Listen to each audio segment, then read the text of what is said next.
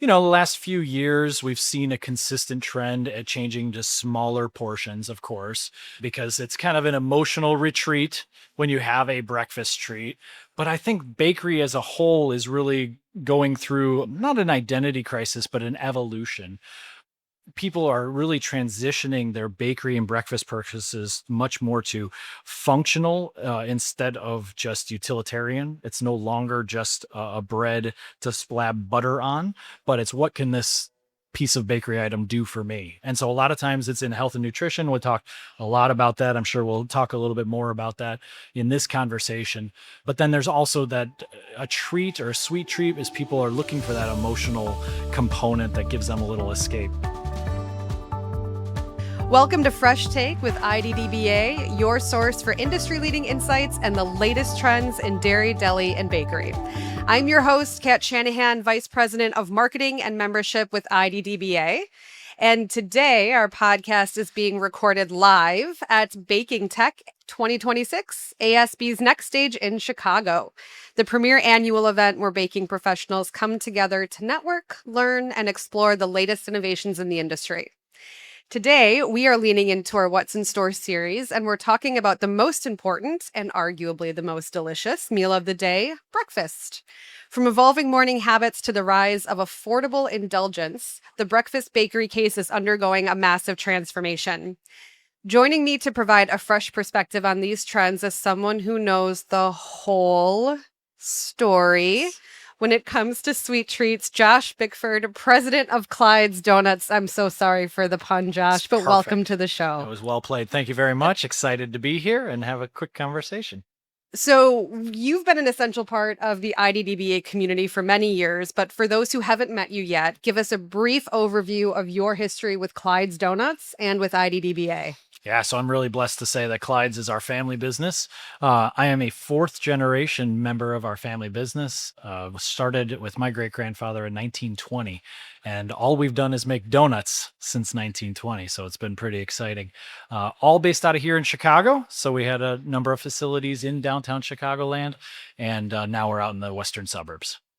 I was fortunate to come down to one of your newer facilities recently, and one of the things that I loved is I got to see pictures of the old vehicle that you restored, I think. Can you tell us just a little bit about that? Because that was really interesting. Yeah, definitely. So one of the things that's really fun about an old family business is all the old photography, and something that we always celebrated was my great grandfather in one of his first delivery trucks in Chicagoland, and it was a 1926 Dodge Brothers truck. Well, one of our employees, engineers, actually found a exact truck from 1926 for sale, and we ended up bringing it back to Chicago and restoring it and making it a fully drivable Dodge truck, delivery truck. Wow. So now you're just going to travel the country handing out donuts as you go, right? Yeah. My favorite part about that was that there was a gas tank underneath the seat.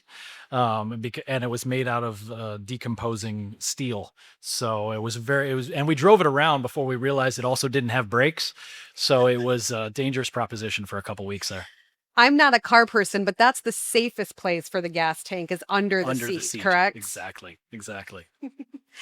Well, we've talked a little bit about trends from IDDBA. We have our What's in Store publication that has 5 different trends that we look at every year. And this year, one of the things we're hearing a lot about is mindful indulgence. And data is showing that while people are a little bit tighter with their budgets, they're not giving up their morning breakfast treat. They're just being a little bit more selective. So from your perspective, how is the definition of breakfast treat changing? Oh, that's an interesting question. The last few years, we've seen a consistent trend at changing to smaller portions, of course, because it's kind of an emotional retreat when you have a breakfast treat. But I think bakery as a whole is really going through not an identity crisis, but an evolution. People are really transitioning their bakery and breakfast purchases much more to functional instead of just utilitarian. It's no longer just a bread to splab butter on, but it's what can this piece of bakery item do for me? And so a lot of times it's in health and nutrition. We'll talk a lot about that. I'm sure we'll talk a little bit more about that in this conversation. But then there's also that a treat or a sweet treat is people are looking for that emotional component that gives them a little escape. Have you noticed any trend between like a multi-pack item and like smaller individual packages where you get to try 3, 5, 7 different flavors? Huge. I mean, everything also, especially in the bakery, is shareables or something that you bring to an event. So there's not a Mm. lot of, even the indulgences and the sweet treats that you have, it's not super overweight or in terms of massive indulgence. It's let me have a couple of varieties of things to choose from or to share with others. I think the hard part about those is once you have, like, if you've got the small ones with all the different flavors, I still want to try one of every single flavor. So it's not that I don't share, I just also want to try everything that's in the package. That's entirely true. Well, it's my struggle to deal with, I suppose. But you mentioned that people want breakfast to be a little bit more of a functional meal. We've heard a lot recently about customers looking for protein and fiber in their morning bakery items. As an industry, how do we balance the health forward and health conscious needs of our customers without losing the soul of a classic pastry? Well, as my grandfather would have said, you can't swing a dead cat and not hear somebody talking about adding protein to their food. That's what he always said. I don't know why. Had can hit somebody with that. And I thought it was hilarious at the time. Um, so the people were it is a kind of an identity crisis with bakery in that everybody wants their bakery item to do something for them now. So it's not it used to be the absence of free from fat and free from this and the removal and the negativity of food components and ingredients. Now it's what's the functionality? What is this bakery item going to actually provide value in my life? And so that's where this protein conversation has really come in. It's now I want my bread to do something more, I want my donut to do something more. So it has an intentional place in my diet and an intentional place in my day. How do you feel about that personally when you're thinking about the foods you love to eat and the foods your customers love to eat? How is that shift going from being healthy and then just, having the sentimental value of eating something in particular? Well, that doesn't go away. I mean, for donuts in particular, or sweet goods, or pastries and bakery, people are still looking for something that's unique, something that is exciting. You look at the data that the IDDBA puts out, that the ASB puts out as well, is this concept of there's still some non-negotiables. Holidays are Mm, still something that people will spend on bakery, on sweet goods, on things that are unique. The second most, I don't even remember what's next, but at the end of the day, they're not um, avoiding flavors or combinations or anything like that. yeah. Yeah. I I've lost my I train of find thought. that too because there are some things I'm willing to compromise on to get the extra protein, the extra fiber, and there are some things like my deep dish pizza that I am not willing to compromise on. Well, exactly. A thin crust pizza just does not have that same satisfaction as a nice thick crust. Well, that's exactly it. There's some things that are not being compromised on, but actually, that's what gets back to the whole point of what ASB is about and what some of the technology that goes into this is. Consumers are asking for both sides of the coin. They want something that's better for them and healthy for them, but they also want something that tastes good and is indulgent. And that's where the technology component goes into it. Here is how do we continue to do that at scale without removing all the nutritionist value from the product itself. So, do you think that the healthy donut is going to be the standard, or is it going to remain pretty niche? It's a very difficult question. I think there's opportunity for it, but at the end of the day, we all know that people want to enjoy a good donut. So whether it's portion size or flavor, can we do something to make it better? I also would add that, one of the things that we're discussing right now that's very relevant is sweet goods, have not always been the most premier part of the food pyramid. So we practice everything in moderation on the donut trend side, but there is an opportunity now for bread and other bakery items to really step up with some of the technology for the added value or benefit in somebody's Yeah. diet. You were just talking about some of the technology pieces, and we are at Baking Tech where the focus is on the tech. But with 90% of operators leaning into frozen and automated solutions to solve labor gaps, there's a worry that we're losing an artisanal feel. So, from your perspective, where is the sweet spot between high tech efficiency and then maintaining the emotional connection for customers with a loyal bakery? Yeah, that was something I actually thought about quite a bit before we came here too. And what I really boiled it down to was this idea that we're not trying to remove the artisan in the baking process. We're trying to enhance that with the technologies that we use. And so you want that emotional experience and you want the quality of the product that you're producing, but we do want to continue to do it at scale. And so I don't think that goes away. And I don't think we remove the artisan. It's just shifting into how we solve some of those problems with technology. I think that speaks a lot to AI in general and technology in general is, let's automate some of the processes that we don't love doing to make time and bandwidth to do the processes and the steps that we do love doing, like thinking about new ingredients and decorations and all of those pieces.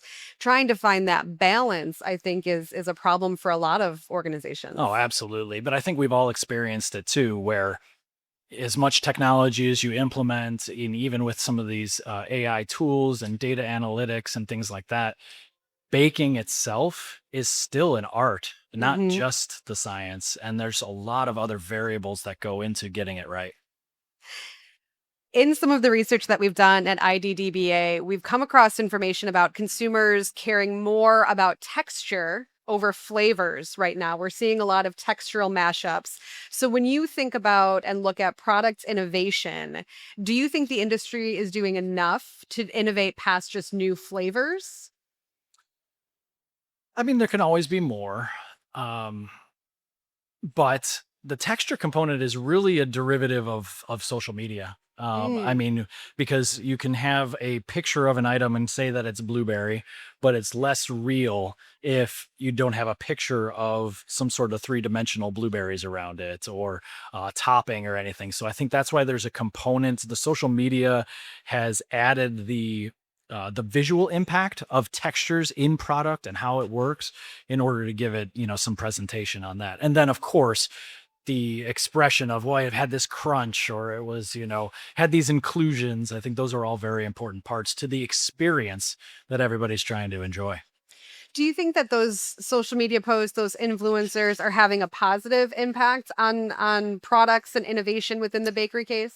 Absolutely. And I think there's a number of times where things go viral. It's really interesting as I was doing some of the research, it seems like there's still a small amount to be interesting to follow the trend, but it still seems like there's only like a 7 to 14% of new product exploration is based off of social influencers or based on social media. So it's really not as big of a driver in our situation with like retail bakery and things like that. It's more that experiential, that impulse buy, and then how to textures really make that happen, and flavors and smells and the experience. Yeah. So, since we are at Baking Tech, Yeah, unfortunately, a lot of the new professionals are at a new professionals event right now. But real what skills. advice would you have for them when they listen to this podcast recording later?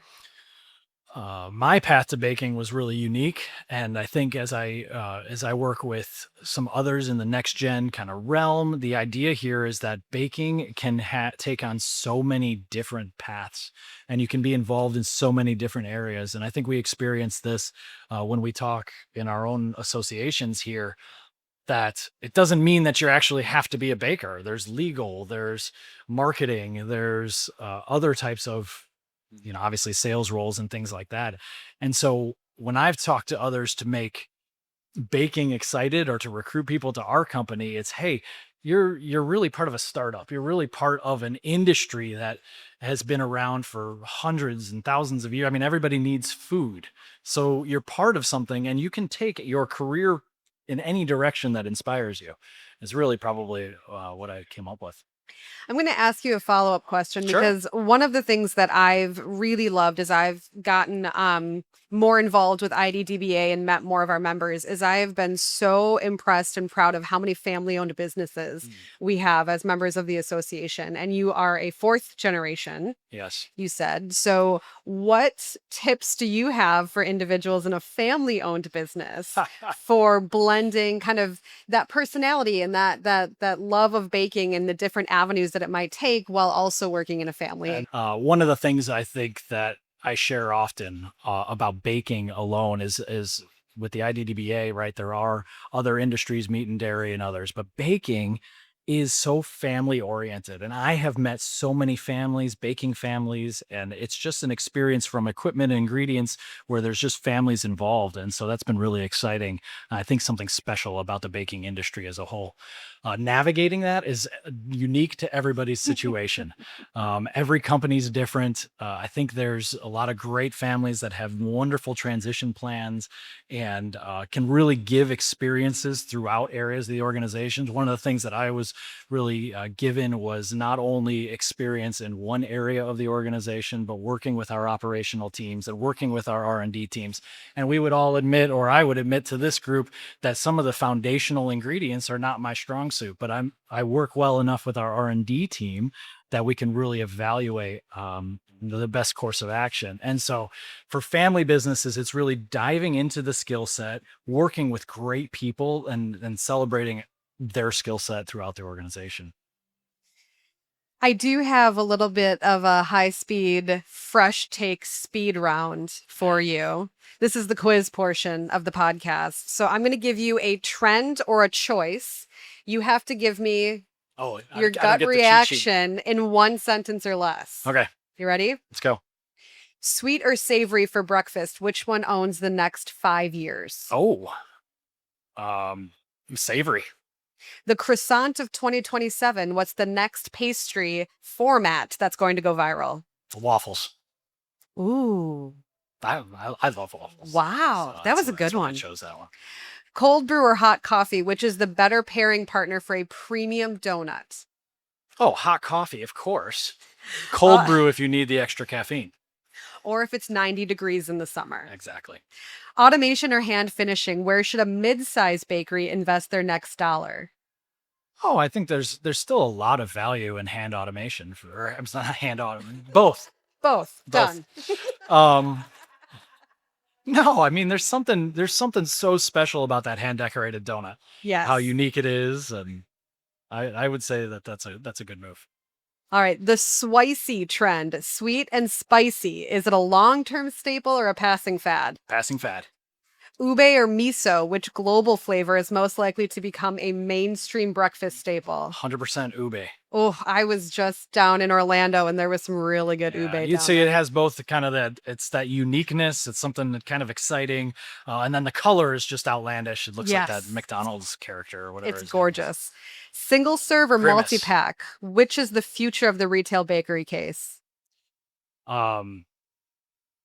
Single serve or multi-pack? Retail bakery. It depends on product.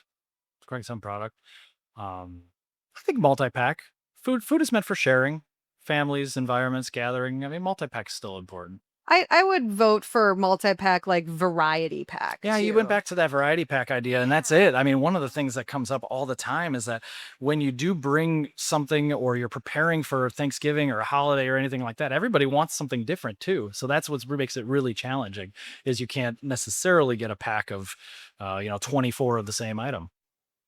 That was more than one sentence, but I will allow it. The ultimate morning pairing. If you could only have one bakery item and one drink for the rest of your life, what would it be? That is such a softball question. Coffee and donuts. Well, you don't want to get any more specific? Is there like a specific donut? A specific kind of donut? Sour cream old fashioned. Oh, that's a good one. Yes. I would have also accepted blueberry old fashioned. Ooh, that's a nice option. Even though they're your preferences, those are the answers I would have accepted. That's right. We do have a question from the audience. Oh boy. If you're okay with that. Let's go. Will there be a fifth generation at the helm of Clyde? You mentioned family transition planning. That's an interesting point. My kids are still too young, though I will say that at the time, my 6-year-old daughter decided that she was going to take the office between me and Grandpa. And I said, you are? And she said, yeah, next week I'm going to start. And I said, well, let's worry about that. You got a little project manager on your hands, don't you? Exactly. She's going to be the one. But no, we fifth generation's really exciting. But I think as you talk about bakery families too, you got to think about letting them do exactly what they want to do. Yes. I'm just curious. What do your kids think of like dad owning a donut factory. I hope I don't overuse this, but right now I still feel like the cool dad because I'm able to bring donuts for their class. Like today actually is my son's half birthday at school, and he brought punchkis because it's Fat Tuesday, and won a ton of points with him. So I hope that lasts forever.